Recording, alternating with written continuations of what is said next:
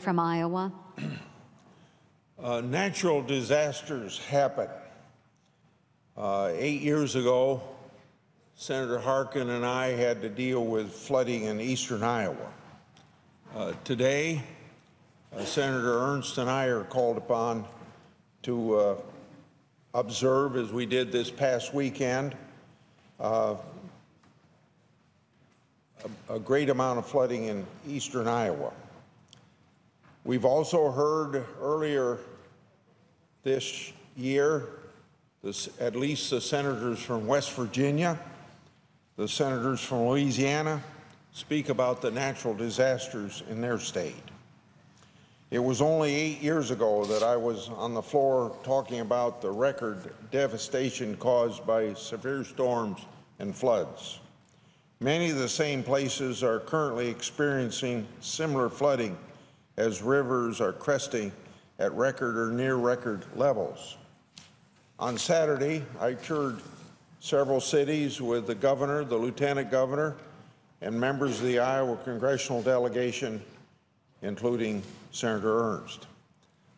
We saw debris and damage left by receding floodwaters, many homes underwater, and great flood fight preparations. Many businesses and individual volunteers have been working tirelessly to help prevent damage to both public and private property and help clean up. Just today, I had discussion with the mayor of Green, Iowa. The number of high schools that are closed in that area, but the kids coming in to help clean up in the city of Green, Iowa. This is the Iowa way. I thank those who have helped and will provide assistance in the future. Since the floods of 2008, many lessons have been learned. Plans and training to protect Iowa communities are in place. I'm pleased to report that the mitigation through federal, state, and local resources that has taken place throughout Iowa since the floods of 2008 has been beneficial. This has already proven effective and will lessen the impact of this year's floods. It is estimated that more than $50 million of reduced impact will be experienced because of previous mitigation efforts. However, as we learned this weekend, so much remains to be done.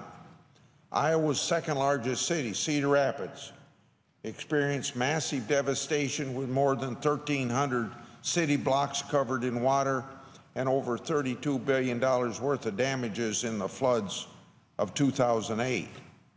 Today, as a result of massive amount of rains upstream over the last few days, the city of Cedar Rapids is fighting to prepare for the high crest on the Cedar River, second only to 2008. Cedar Rapids is doing everything it can to protect its cities by using HESCO barriers, earthen levees, and berms. However, a permanent solution through permanent flood control structures is still very much needed. Even prior to the 2008 flood, protection of the Cedar River in Cedar Rapids was prior to the 2008 floods, protection of Cedar River in Cedar Rapids was identified as needing evaluation. In 2006, Congress authorized a flood risk management feasibility study with a feasibility cost share arrangements being signed on May 30th, 2008. Since then, the feasibility study was completed and alternatives chosen, although this federal project only protects a portion of Cedar Rapids. I worked to get the construction of the project authorized in the Water Resources Reform and Development Act of 2014. That happened to be the first Water Resources Development Act bill since 2007.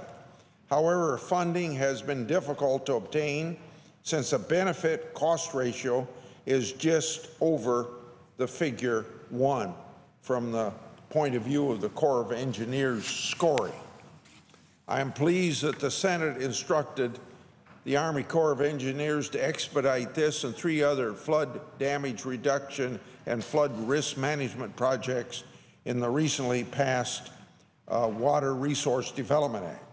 Also in this year's act, the Senate passed in the bill an amendment that I was glad to co-sponsor with my colleague Senator Ernst, requiring the Government Accountability Office to study the Army Corps of Engineers methodology and performance metrics used to calculate benefit-cost ratios when evaluating construction projects. I've heard from Cedar Rapids, Des Moines, and several other places in Iowa regarding their concerns about how the Corps calculates the benefit of structures and that mitigation and future savings is not a strong factor in determining flood risk management. And let me say that as I talk to people in Iowa, but particularly in Cedar Rapids, Iowa, about the cost-benefit ratio and mitigation and future savings not being taken so much into consideration as something that they just do not understand. I recognize that this is a complex issue and that the Corps rarely gets enough funding to operate and maintain what it owns, let alone start numerous construction projects. I also recognize the need to have a rationale on how to prioritize projects when there are scarce resources, and I've been supportive of these efforts. However, a one-size-fits-all approach doesn't work when dealing with flood protection, and this is the most difficult thing to explain to people in Cedar Rapids, Iowa. It is a necessity to more accurately quantify future benefits and the protection of citizens when making benefit-cost ratios. We also need to find a way to expedite these flood projects so it doesn't take 20 to 40 years to study and to design and to build, and seems like forever to get completed. Iowans, especially the people in Cedar Rapids again, don't understand when they're faced with severe, repeated flooding, why the federal government does not prioritize flood risk management and mitigation instead of spending emergency money to fight and recover and put them back in the same position as they were before. That money was spent in 2008, maybe not as much money, but still a great deal of money spent this year, and still be in the same position. That's just what is not seem to be understood. This money would be better spent than actually mitigating the problem and protecting citizens and their property. I have heard of similar concerns all across the United States, not just in Iowa. My staff has surveyed articles from Louisiana, Texas, New Jersey, and Idaho, all stating similar concerns. And I'm sure if we continue to look, we'd find others as well. I call on the Army Corps of Engineers to carefully evaluate how they can improve their areas of flood control policy. Reforms have taken place to expedite the study, planning, and report process, but reforms are needed to how they make these determinations. I also call on the Office of Management Budget and my colleagues on the Appropriations Committee to change the way the Army Corps of Engineers receives its funding. Every part of the Corps budget could be considered an earmark under Senate rules. Therefore, it is very hard to advocate for the needs of the Corps' district and projects within Congress without violating the earmark ban.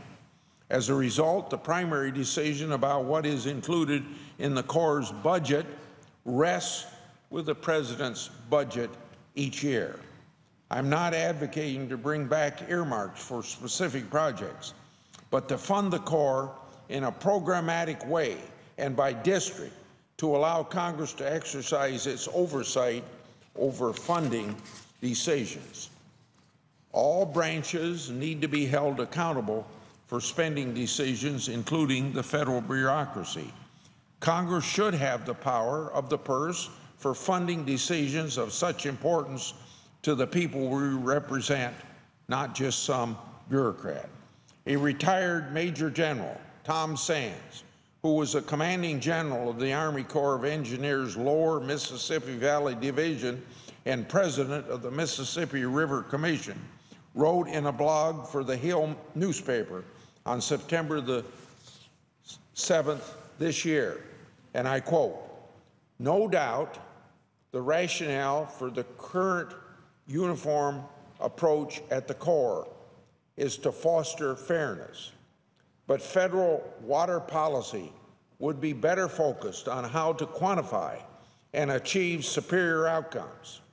This new approach needs to focus more on common sense than on bureaucratic decisions," end of quote. As I have based my work as a public servant on Iowa's common sense, not bureaucratic nonsense, I couldn't have said it better than General Sands had, and so I associate myself